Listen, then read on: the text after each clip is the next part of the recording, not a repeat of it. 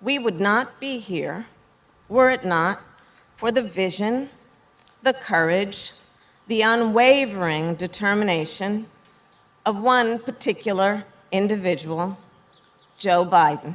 We have a lot of other things to cover here, but I look to Dr. Sherwood. Are we moving? Joe Biden, wake up. Joe Biden, wake up. 9/11 is Joe Biden. Wake up. I should probably go home. I'm tired. Joe Biden, wake up. Joe. I'm tired. Joe Biden. What's happening? Joe Biden, 9/11. What's happening? Joe.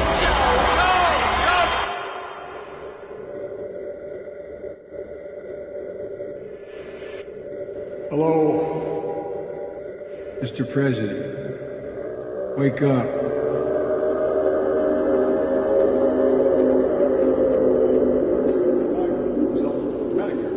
You should have to pay nearly $6,400 more than you would today. Wake up, wake up, wake up. All right, guys, so we got to talk about Joe Biden once again, who has made another embarrassing gaffe that really at this point, I mean, I just don't know what to say. I mean, it is clear that this guy is not only out of his mind, right?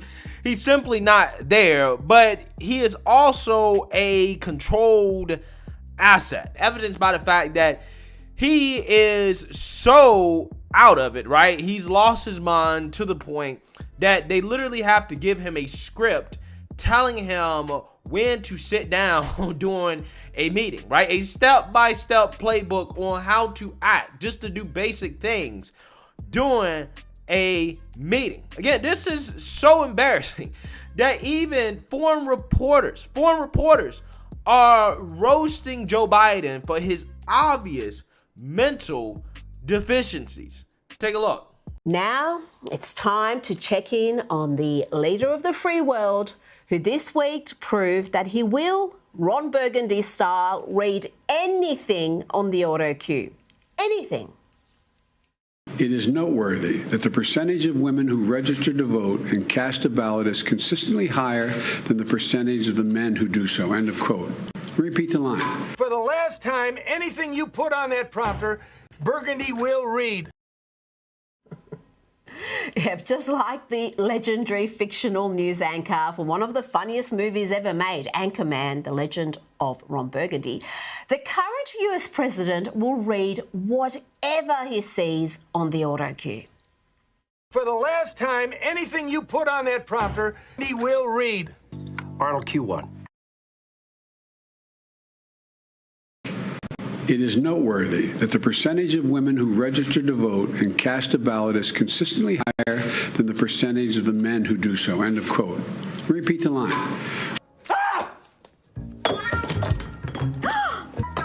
What in the name? No! Oh, I'm in trouble. Just imagine if the hopelessly incoherent and inept president was merged with the smooth as silk fictional news anchor. Well, you don't have to imagine. Higher than the percentage of the men who do so. End of quote. Repeat the line. But just who is running America? President Biden or the person operating his auto cue? And yet there's a good reason why Biden's handlers insist that the president use an auto cue when speaking to the media. Because this is what can happen when Joe goes off script. And to get hot, I got hairy legs that turn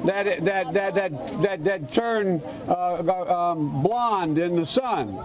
And the kids used to come up and reach in the pool and rub my leg down so it was straight, and then watch the hair come back up again. They'd look at it. So I learned about roaches. I learned about kids jumping on my lap. And I've loved kids jumping on my lap. Yeah, I know a lot of people are thinking that, oh, well, that's Sky News, right? They roast Joe Biden all the time, right? Obviously, they're not fond of the Democrat Party in the United States. However, it's not just an Australian news station roasting Joe Biden. I mean, we've seen the Saudi Arabian government roast Joe Biden, right, with their state-sponsored news channel. We've also seen Russia roast Joe Biden. And when you have so many countries that are just openly roasting the president of the United States, okay, in a way that really is just kind of flat out disrespectful, right? It goes to show you just how much we're not respected on the world stage anymore, because nobody really knows who's actually running this country. Now, Joe Biden is president on paper, okay, but when this guy has to be told when to sit, okay, when to talk, when to ask questions, when he is reading a teleprompter, and he reads the lines on the teleprompter that he's not supposed to read, it is clear that the guy does not belong in the White House. He belongs in a nursery home. And not just the American people can see it, everybody abroad can also see it as well, which is why a lot of these news stations feel emboldened and comfortable openly roasting the president of the United States, a position that used to be respected, something that you would never see under somebody like Trump, who was respected on the world stage, whether you liked the guy or not, right? He was respected. You didn't see Saudi Arabia and their state-sponsored television posted SNL-style clips, okay, roasting President Trump. You didn't see that. Why is that? It's because they wanted to maintain an actual functional and respectful relationship / partnership with the United States when you had somebody that was actually competent running the country, right? And the saddest part about this, guys, the saddest part is that I don't believe that if Joe Biden, for whatever reason, decided to step down, which could be a possibility, the Democrats, with his approval rating, they definitely can't run him in 2024, right? His mental deficiencies, he's probably going to step down for health reasons. Who knows? I'm just saying, regardless, whoever steps up to replace him, whether that be Kamala Harris or Nancy Pelosi, I'm not confident that they have the mental capacity to even take the oath of office either, okay? Particularly when it comes to Kamala Harris, okay? It's one thing to talk about Nancy Pelosi because she's old just like Joe Biden, right? Back in the day, Nancy Pelosi and Joe Biden used to be pretty sharp, but Kamala Harris is still young, right? She is young, and it is clear that something's wrong with her mind as well, too. Just listen to her in her latest interview with Face the Nation talk about why the Democrat Party failed to codify Roe v. Wade into law, and also talk about if Joe Biden is going to run in 2024, and we get the typical word salad from Kamala. Take a look. So sorry for what you all have experienced, and the pain, the suffering. This should never have happened. We talk about it being senseless. It is senseless. It is absolutely senseless. We got to be smarter as a country in terms of who has access to what, and in particular assault weapons. And we got to take this stuff seriously as you are, because you have been forced to have to take it seriously. But they're frustrated. Police reform is stalled. I believe that we need. You're right.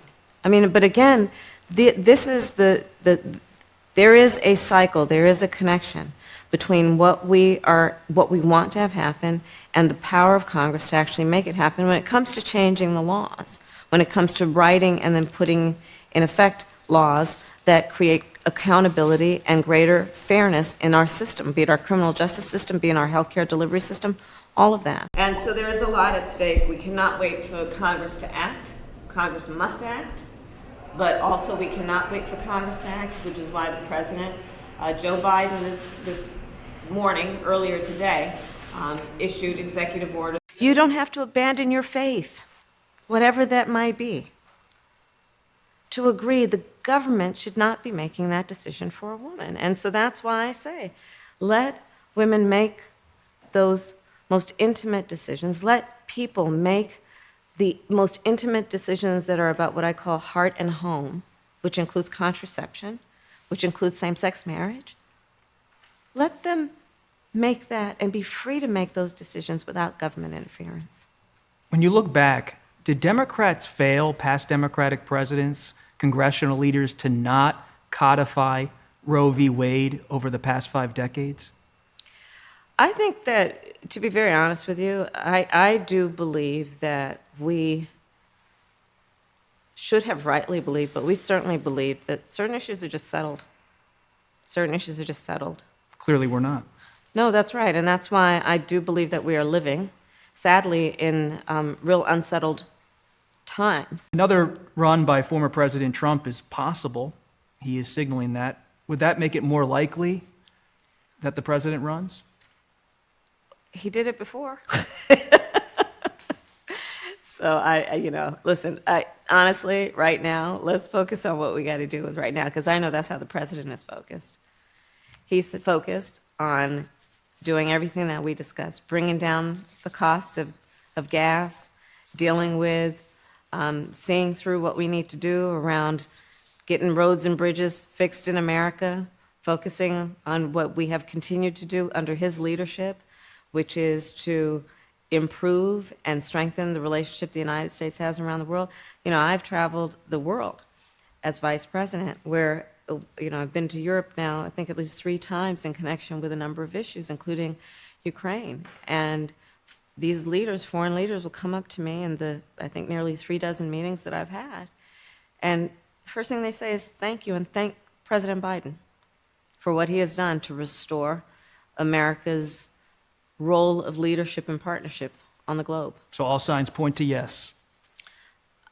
All signs point to good work having happened, but more work to get done. Wow. Incredible, right? Besides, obviously not answering any of the questions that this guy asked, she just flew out a lot, in my opinion, about world leaders coming up to her saying thank you to Joe Biden for helping restore, I guess, American leadership or whatever. And it's like, no.